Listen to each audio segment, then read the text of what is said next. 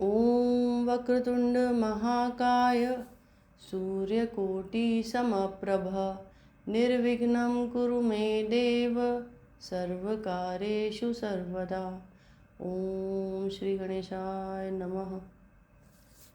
आँखों को सुंदरता अच्छी लगती है, कानों को मीठी बोली सुहाती है, हृदय को प्रेम का भाव सुख देता है और जीवन में भौतिकता निश्चिंत करती है। जीवन की शुरुआत से लेकर अंत तक पीढ़ी दर पीढ़ी हमें इन्हीं चीज़ों की आकांक्षा रहती है और ज़रूरी भी है। अब संसार में आए हैं तो निर्वाह भी ज़रूरी है। जी हाँ, इन्हीं सब सुखों को देने वाले हैं शुक्राचार्य, यानी शुक्र ग्रह या प्लैनेट वीनस। नमस्कार दोस्तों, मैं ग्रुषा अग्रवाल आज आपसे इन्हीं सब सुखों की बात करने जा रही हूँ। आशा करती हूँ आप सब इन्हें अपने जीवन से जोड़ पाएंगे। आज हम उन लोगों के बारे में बात करने जा रहे हैं जिन्होंने किसी भी महीने की 6, 15 या 24 तारीख को जन्म लिया है। ऐसे लोग शुक्र ग्रह से प्रभावित होते हैं। जैसे कि हम अपने पिछले वीडियोस में अपनी इतिहास को जानते आए हैं, उसी तरह हम आज भी इतिहास को जानने की कोशिश करेंगे। प्लैनेट वीनस को भगवान विष्णु के छठे अवतार परशुराम जी से रिप्रेजेंट किया गया है। परशुराम जी सप्तऋषि जामदग्नि और देवी रेणुका के पुत्र हैं। देवी रेणुका एक क्षत्रिय थीं। ब्राह्मण वंश में जन्म लेने के बाद भी परशुराम जी को ब्राह्मण क्षत्रिय वर्ग का माना जाता है।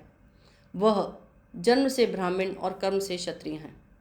परशुराम जी ऋषि भृगु, जिन्होंने भृगु संहिता लिखी थी, उनके पौत्र हैं। उनके जन्म के रूप में हम अक्षय तृतीया मनाते हैं।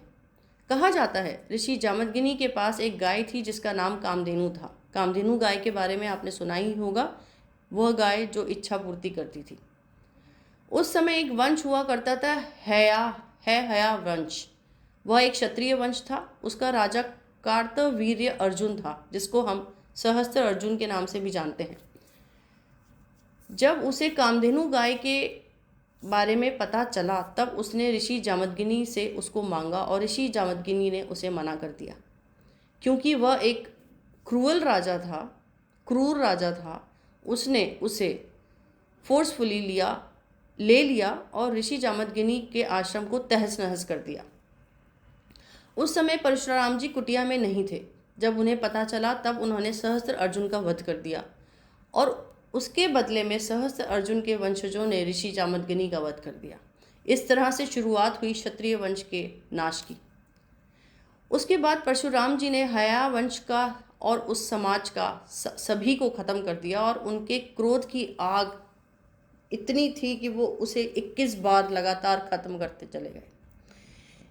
इतना खून बहा कि 5 कुंड भर गए। अंत में इंद्रदेव के कहने पर ऋषि ऋचिक ने आकर उन्हें रोका और तब उन्होंने सब शस्त्रों का दान कर दिया और धरती को ऋषि कश्यप को सौंपकर महेंद्र पर्वत पर चले गए। परशुराम जी धरती को पापी क्षत्रियों से आज़ाद कराने के लिए ही आए थे। उनका जन्म इसीलिए ही हुआ था। परशुराम जी के साथ और भी कई कहानियां जुड़ी हुई हैं। उनका नाम परशुराम जी इसलिए पड़ा, उसके साथ भी एक कहानी है। वो बचपन से ही शिव भक्त थे।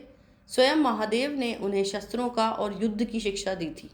महादेव ने ही उन्हें एक शस्त्र दिया था जिसका नाम था परशु, जो कि एक कुल्हाड़ी था, और इसी वजह से उनका नाम परशुराम जी पड़ा।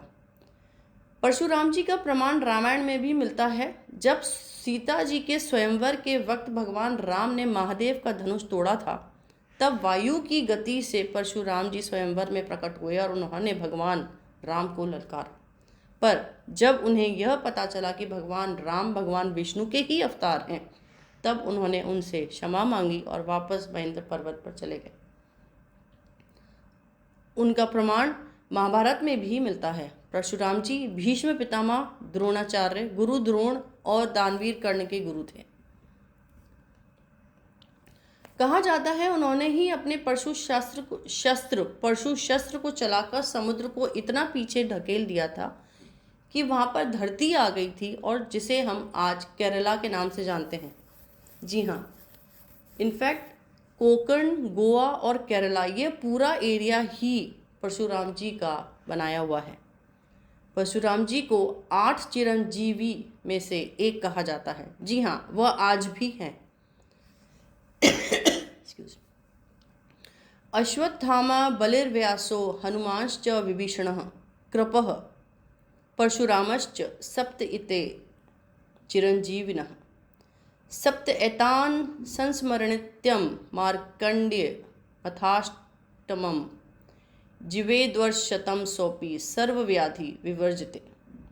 जी हाँ, अर्थात अश्वत्थामा, राजा बलि, वेद व्यास, हनुमान, विभीषण, कृपाचार्य, परशुराम जी, ये 7 चिरंजीवी थे और उनके साथ एक नाम और जुड़ गया, मार्कंडेय ऋषि का।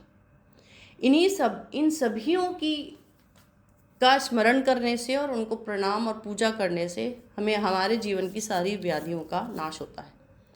कहा जाता है कि जिनका भी गोत्र भार्गव है वह ऋषि भृगु के ही वंशज हैं। शुक्राचार्य ही एक ऐसे गुरु हैं जिन्हें संजीवनी विद्या प्राप्त है और वो सर्व शास्त्रों के प्रवक्ता हैं। आइए हम आगे चलते हैं अपने वीडियो में। ऐसे लोग जिन्होंने 6, 15 या 24 तारीख को जन्म लिया है वो ग्रह शुक्र से प्रभावित हैं। ऐसे लोगों को सुंदरता पसंद है और ऐसे लोग सुंदर भी होते हैं। नेचुरली आर्टिस्टिक होते हैं, सिंगिंग, म्यूज़िक, डांसिंग का बहुत शौक होता है उन्हें। ट्रैवलर्स होते हैं, ट्रैवल करना पसंद है, पॉपुलैरिटी, फेम, ये सब चीज़ें उन्हें पसंद हैं। बहुत फूड लवर्स होते हैं, दे आर फूडी, बट ऐसा फूड नहीं, a nicely presented food. Material success उन्हें बहुत अच्छी लगती है। नेचुरली रोमांटिक होते हैं, काफ़ी इमोशनल होते हैं और बहुत सॉफ्ट हार्टेड, टेंडर होते हैं। फैमिली ओरिएंटेड पीपल होते हैं। Very helpful nature, extremely helpful nature, बहुत बड़ा दिल होता है, जिंदा दिली होती है इनके अंदर। बहुत लविंग, केयरिंग और कैरिस्मेटिक पर्सनालिटी होती है इनकी। इनकी पर्सनालिटी में एक मैग्नेटिज्म होता है इनकी तरफ। इनकी पर्सनालिटी ही कुछ ऐसी होती है कि लोग अपने आप ही अट्रैक्ट हो जाते हैं इनकी तरफ। ऑन द कॉन्ट्रेरी, यही सब चीज़ें अगर एक्सेस में हो जाती हैं तो वो उनके लिए, वह प्लैनेट वीनस की नेगेटिव एनर्जीज़ को इंक्रीज़ करती हैं। जैसे कि उनको सुंदरता पसंद है और वो खुद भी सुंदर होते हैं, तो इसलिए उनको हर चीज़ में सुंदरता ही देखनी होती है। उनको हर चीज़ में वो सुंदरता ही देखते हैं। किसी चीज़ को जज करना, पसंद करना, वो सुंदरता के ग्राउंड्स पे ही उसे पसंद करते हैं। इतने ज़्यादा इमोशनल होते हैं कि उनके लाइफ में उन्हें बिट्रेयल्स भी बहुत मिलते हैं, जिसकी वजह से उन्हें इमोशनल टर्बुलेंस भी बहुत फेस करना पड़ता है। लग्जरीज, कंफर्ट बहुत पसंद है, इसलिए उसकी तरफ एक्स्ट्रा खर्चा बहुत ज़्यादा करते हैं। उनको लाइफ में बहुत फ्रीक्वेंट चेंजेस भी पसंद हैं। Frequent changes in the sense like आज एप्पल का 14 आया तो 14 ले लिया, कल 15 आया तो 15 ले लिया, लाइक दैट। अपने काम में इतने ज़्यादा इंडल्ज होते हैं कि आसपास की चीज़ों का होश नहीं होता। दे जज people from their outer appearance, मतलब लोगों की एक्सटर्नल अपीयरेंस जैसी दिख रही है उस हिसाब से वो जज कर लेंगे। अगर अच्छे दिख रहे हैं तो वो बहुत अच्छे हैं, अगर बुरे दिख रहे हैं तो वो बहुत बुरे हैं, which is absolutely non practical. They have a hunger for love, they get attracted to opposite gender very easily. उनको हर ग्लिटरी चीज़ पसंद है, एक्सट्रीमली लस्ट्रस ग्लिटरी चीज़, but they need to understand this fact that everything that glitters is not gold. इसी excessive emotional, excessive helpful nature की वजह से उनके रिलेशनशिप में ब्रेकअप्स भी होते हैं, क्योंकि वो प्रैक्टिकलिटी और प्रैक्टिकल साइड, रियल साइड देखना पसंद नहीं करते, क्योंकि उनको जो बाहर से दिख रहा है वही देखना पसंद करते हैं, जिस वजह से वो इमोशनल टर्बुलेंस में जाते हैं और gradually they lose their attractiveness also. These are the negative energies of Venus. अब बेसिकली वीनस है क्या? वीनस इज अ कारका ऑफ सीड यानी वीर्य, यानी बीज, वह चीज़ जिससे जीवन की उत्पत्ति होती है। अब जीवन चाहे पेड़ पौधों का हो, चाहे जानवरों का हो, चाहे इंसानों का हो, वो जो बीज होता है जिससे जीवन की उत्पत्ति होती है वो वीनस उसके कारका हैं। So they rule over the ovaries of females, reproductive system of females. Basically Venus एक शुक्र ग्रह एक फेमिनाइन प्लैनेट है। So they represent wife in a person's life, it represents wealth, it represents comfort and luxury, it represents beauty, love, romance, passion, it represents harmony, balance, emotional well-being. These are all the things which is represented by Venus, provided they are in a controlled form. It represents purity also. It represents your female qualities, the relationships, the social life, creativity, and of course the righteousness. ये सारी ही चीज़ें हर एक इंसान को चाहिए, provided they are in a controlled form. आज के लिए बस इतना ही. आगे हम अपने अगले वीडियो में ये जानेंगे कि वीनस हमारी डेली लाइफ को कैसे प्रभावित करते हैं और हम वीनस की नेगेटिव एनर्जीज़ को सबसाइड करने के लिए क्या क्या कर सकते हैं.